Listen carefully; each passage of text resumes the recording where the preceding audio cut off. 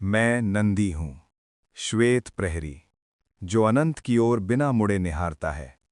समय मेरे चारों ओर ऐसे बहता है जैसे नदी पत्थर के पास से बहती है, पर मेरा उद्देश्य कभी क्षीण नहीं होता। मैं वो शांत श्वास हूँ जो उद्घाटन से पहले आती है, वो मौन शक्ति जो असीम की खोज करने वालों को स्थिर करती है। मेरा निर्माण इतनी पूर्ण भक्ति से हुआ कि वो स्वयं रूप बन गई। बल मेरे अंगों में उतरा, शांति मेरी दृष्टि में ठहरी और विश्वास मेरे मौन में बस गया। मैं महान योगी के समीप संयोग से नहीं हूँ, मैं इसलिए निकट हूँ क्योंकि अडिग प्रेम दूरी को मिटा देता है। जो शिव से प्रेम करते हैं वे उनकी व्यापकता को अनुभव करने से पहले मेरे पास आते हैं। मेरे समीप आते ही उनके कदम धीमे हो जाते हैं, उनके अशांत विचार धूल की तरह बैठ जाते हैं। वे मेरी स्थिरता में उस भक्ति का प्रतिबिंब देखते हैं जो भय को भूल चुकी है।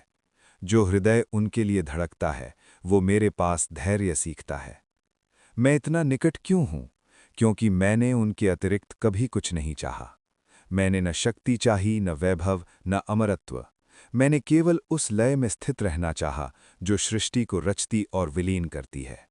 उस अडिग समर्पण में दूरी लुप्त हो गई। निकटता दी नहीं जाती, समर्पण से अर्जित होती है। मंदिरों में अनेक चमत्कार हैं, पर परिवर्तन की शुरुआत दहलीज पर होती है। सृष्टि के उस दिव्य नृत्य तक पहुंचने के लिए पहले स्थिरता से गुजरना पड़ता है। मेरी उपस्थिति बाधा नहीं, तैयारी है।